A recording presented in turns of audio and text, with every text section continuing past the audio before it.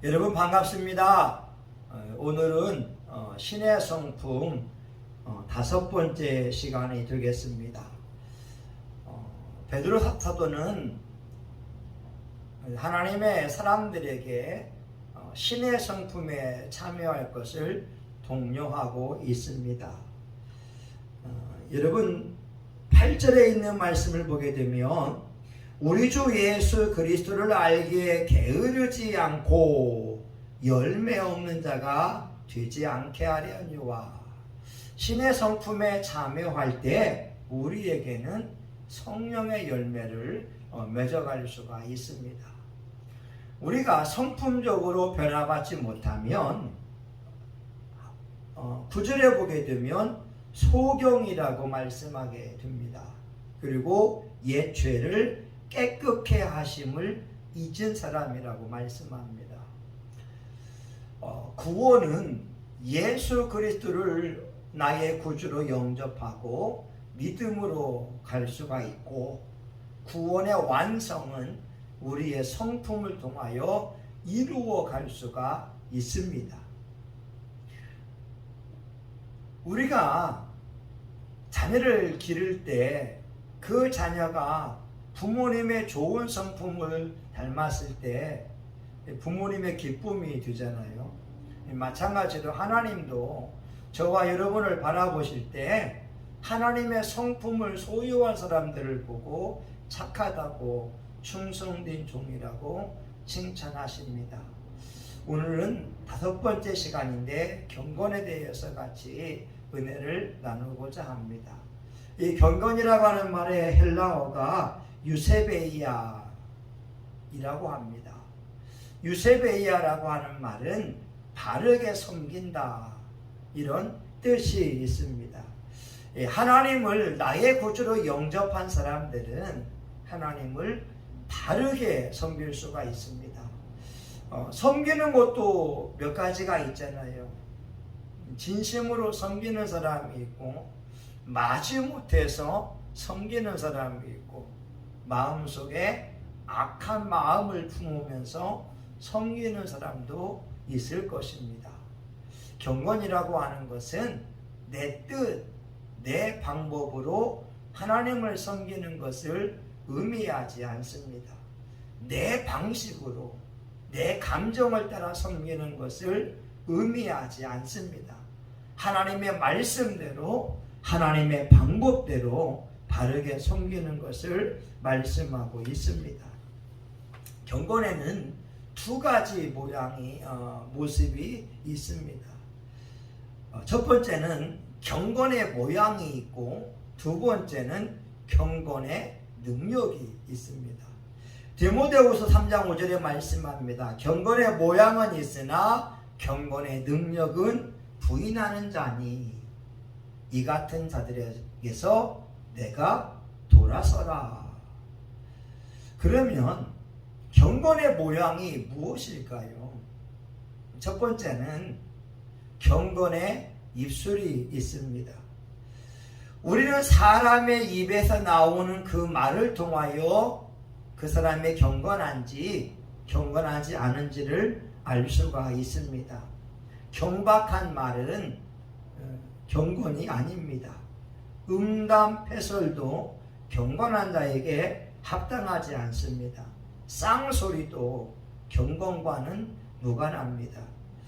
에베소서 4장 29절에 말씀합니다. 무릇 더러운 말은 너희 입 밖에도 내지 말고 오직 덕을 세우는데 소용되는 대로 선한 말을 하여 듣는 자들에게 은혜를 끼치게 하라. 그렇습니다. 경건의 입술이라고 하는 것은 은혜를 끼치는 말을 의미하고 있습니다.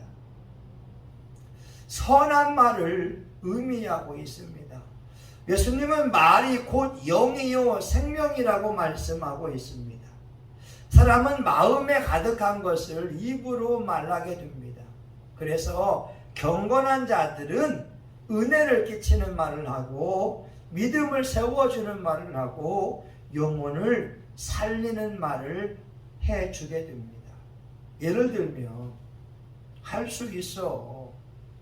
하나님 살아계셔. 기적은 일어날 거야.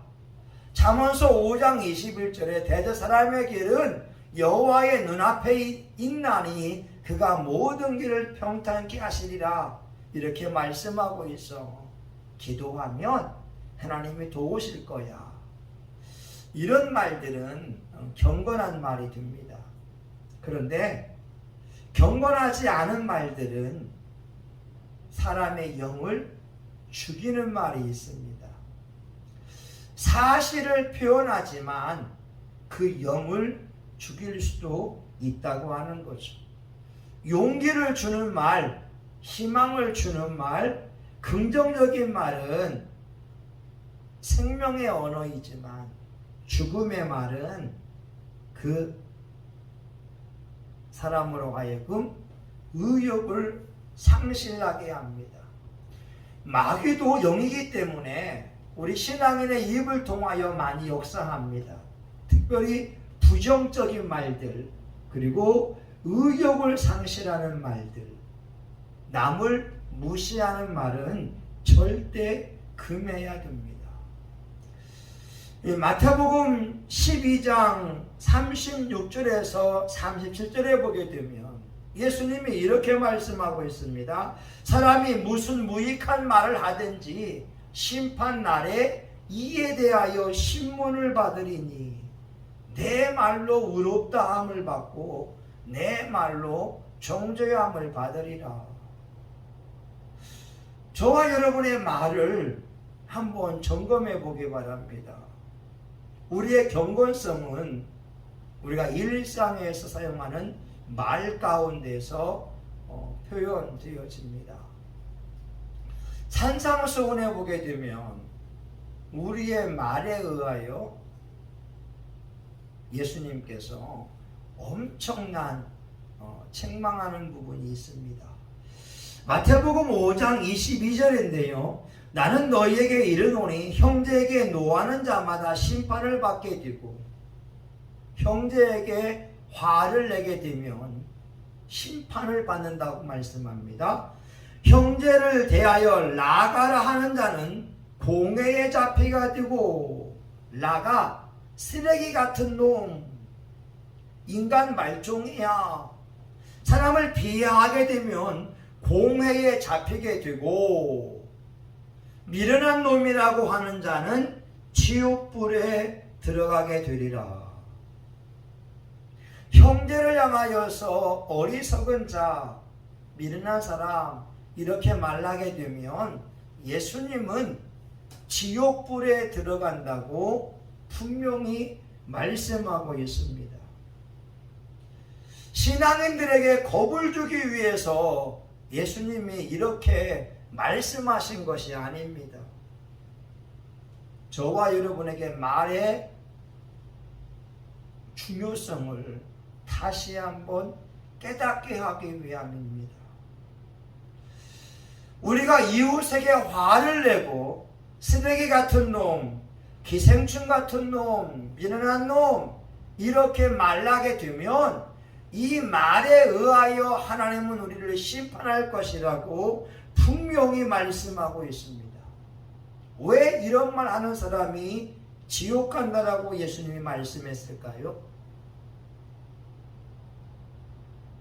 이런 말들은 사람을 죽이는 말이기 때문에 그렇습니다.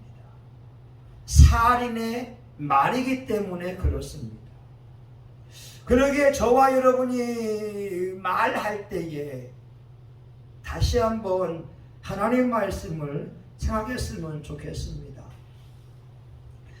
특별히 대인관계를 맺으면서 남의 비밀을 누설하거나 남에게 말을 함부로 할 때가 있잖아요. 그때에 우리 신앙인들은 조심해야 됩니다. 내 감정을 억제하지 못하고 내 감정을 표한 그 말에 의하여 내가 심판을 받는다고 생각해야 됩니다. 다윗 왕이 참 멋진 분이에요. 하나님 보시기에 하나님의 마음에 합한 자라고 말씀하고 있잖아요.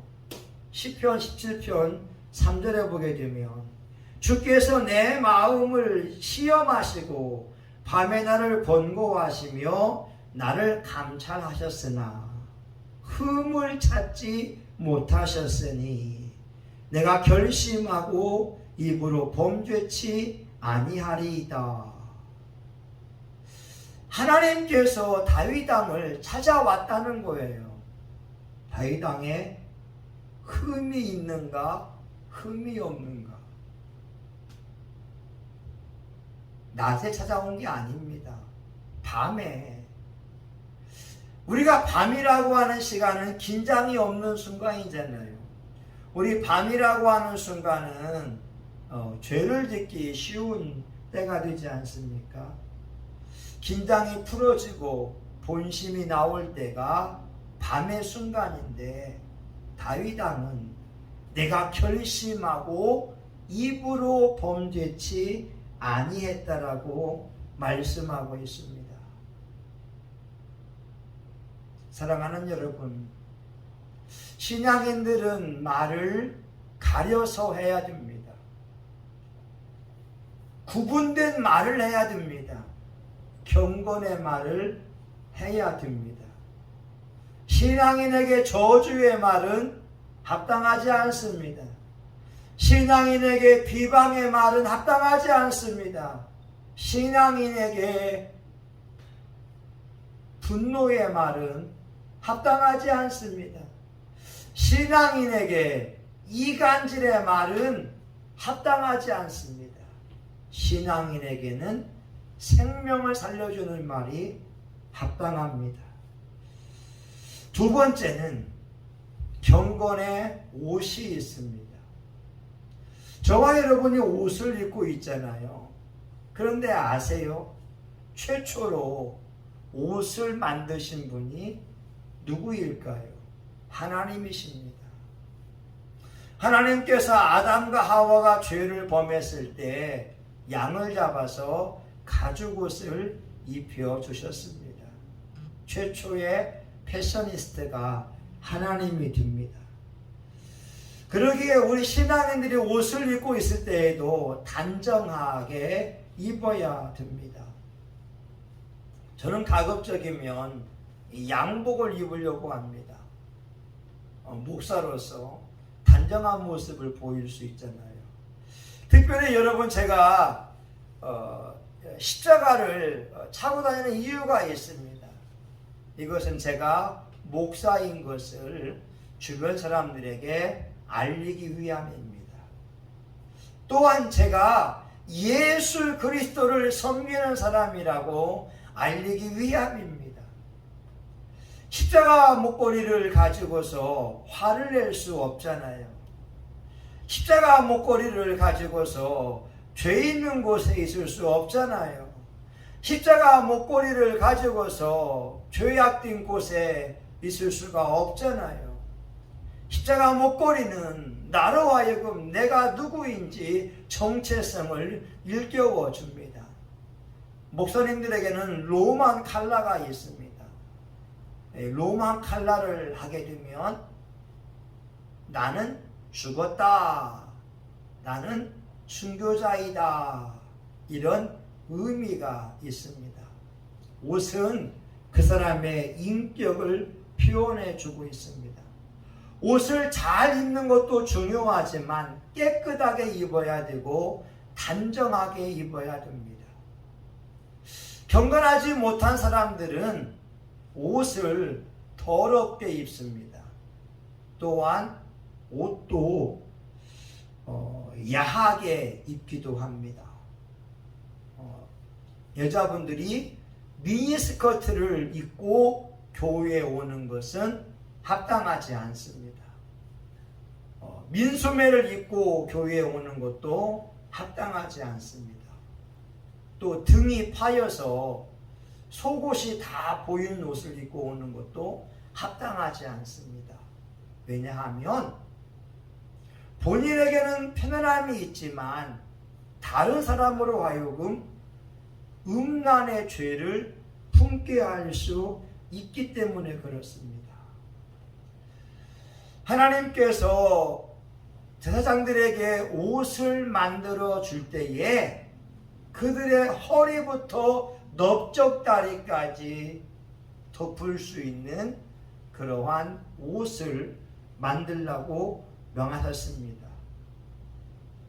하나님께서 제사장들에게 미니스커트의 옷을 입혀준 것이 아닙니다.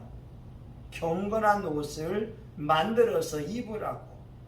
사람의 외모에 육체에 관심을 보이지 않고 오직 하나님께 초점을 맞출 수 있도록 그 옷을 만들어 입으라고 말씀하여 주셨습니다. 저와 여러분, 옷도 경건입니다. 우리 신앙인의 옷은 단정했으면 좋겠어요.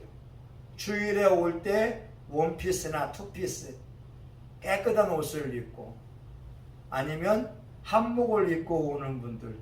예전에 우리 어머니들은 교회 갈 때 한복을 입었잖아요. 얼마나 예쁩니까?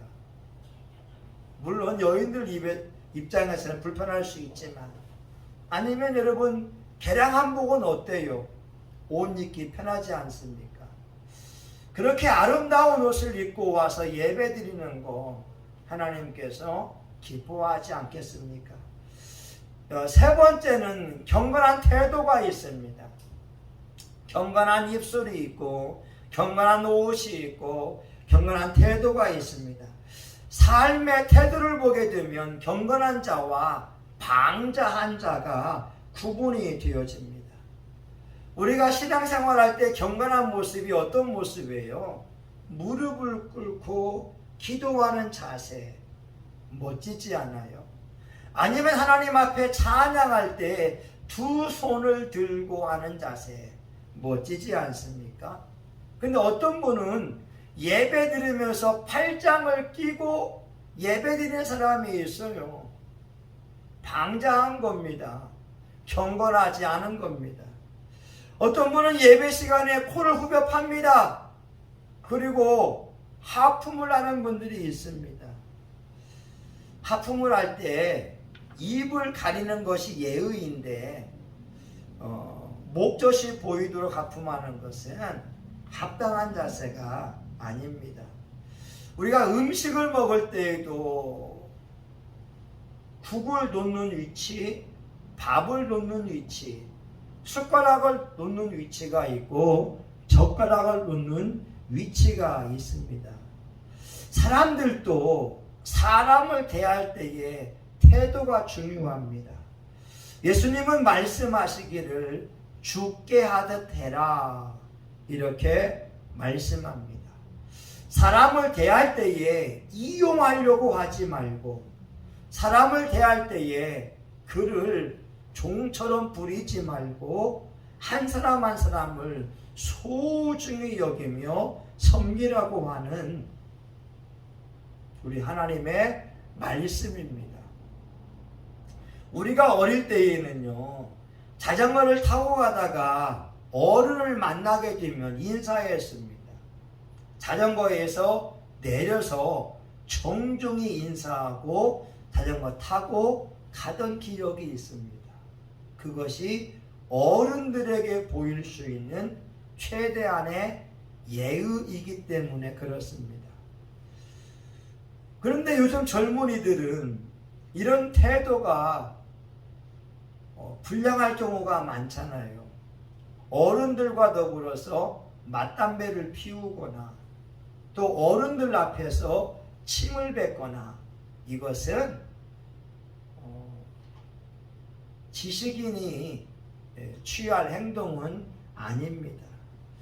어른에 대한 공경이 많이 사라지기 때문에 이런 일들이 일어나고 있지요. 그런데 저와 여러분이 예배 드릴 때에 어떤 태도로 예배를 드리고 있습니까? 우리의 마음 자세만큼은 하나님을 왕으로 최대한 섬기기 위하여 정말 하나님을 왕으로 대우하듯이 예배 자리에 참여했으면 좋겠습니다. 우리가 아이들이 헌금할 때 보게 되면 헌금을 구겨서 헌금함에 집어넣는 아이들이 있더라고요. 그런데 말이에요, 리빙스턴은 어린 나이에 헌금함에 올라 앉았잖아요. 목사님이 물어봅니다. 리빙스턴, 왜 헌금함에 앉았니? 예, 저는 하나님께 드릴 돈이 없습니다. 그러나 제 삶을 드리기 위해서 헌금함에 앉았습니다. 우리가 아이들에게 하나님 앞에 예물 드리는 것도 가르쳐야 됩니다. 저는 늘 기억을 합니다. 제가 예전에 재수할 때에 전주 동문교회가 있었어요. 그런데 학원에 마치면 교회에 가서 기도했는데 그 옆에 성심 요구가 있었습니다. 근데 어떤 여학생들도 와서 기도하더라고요.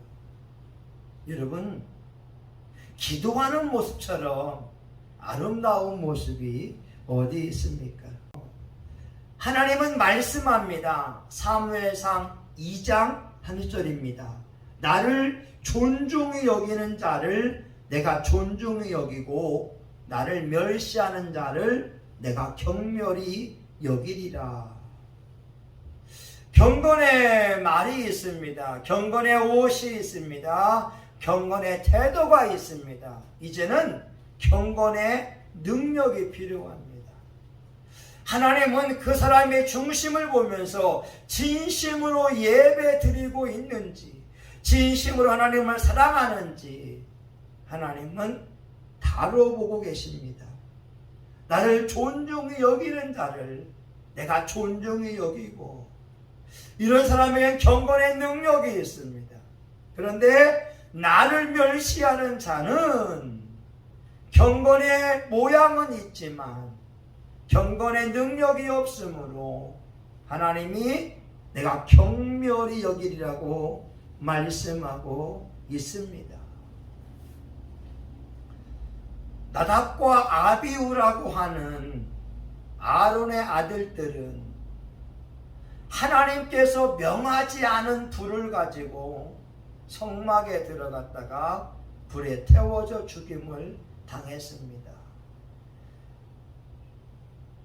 홈리와 비느하스는 불량자가 되어서 제사장의 아들들이었지만 하나님을 경멸히 여기게 됐고 하나님이 그들을 전쟁터에서 죽여버립니다.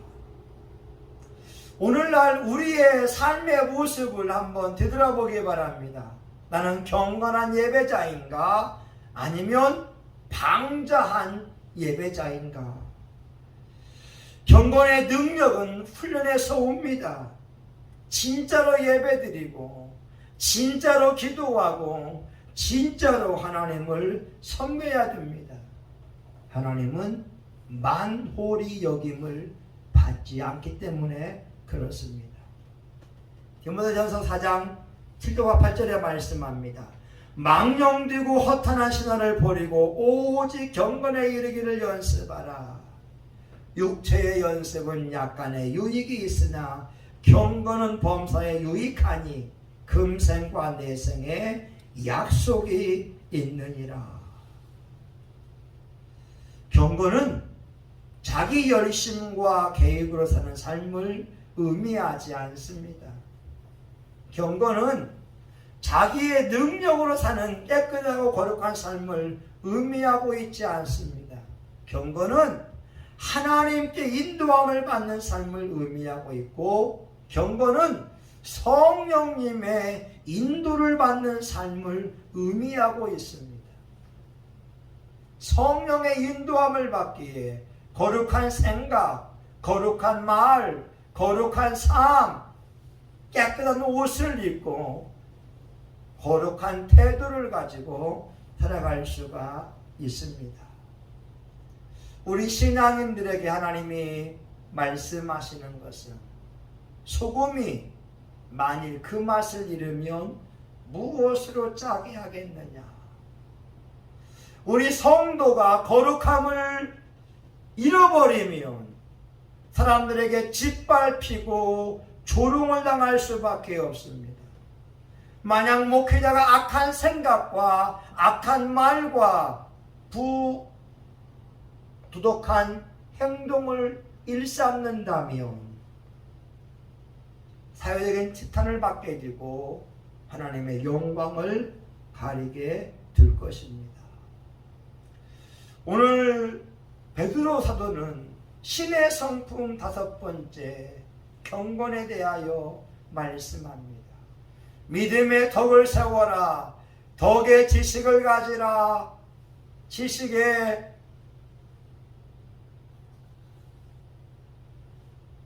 절제를 가져라. 절제의 인내를 가져라. 인내의 경건을 가져라.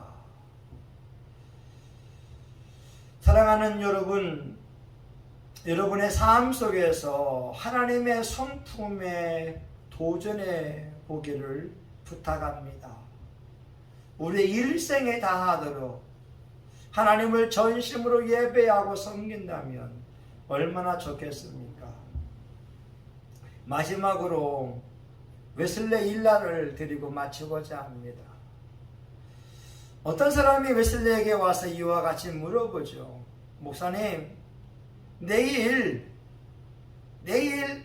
종말이 온다면 목사님은 오늘 어떻게 보내시겠습니까? 예, 저는 어제와 같이 보내겠습니다.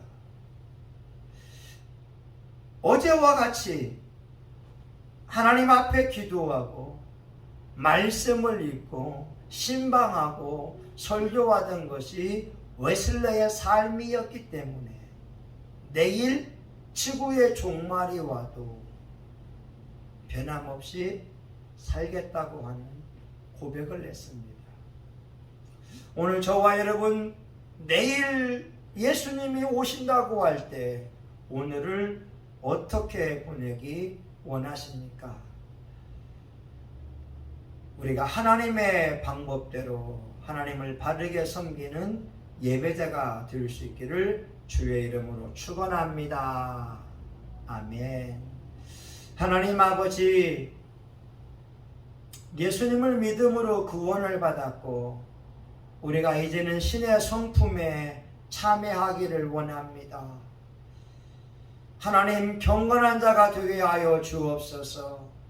경건의 모양을 갖추게 도와주시고 경건의 능력으로 악한 영들을 물리치게 하여 주시고 경건의 능력으로 갈 길 잃은 사람들을 지도할 수 있도록 도와주시고 경건의 능력으로 사탄 마귀를 제압할 수 있도록 역사하여 주시옵소서.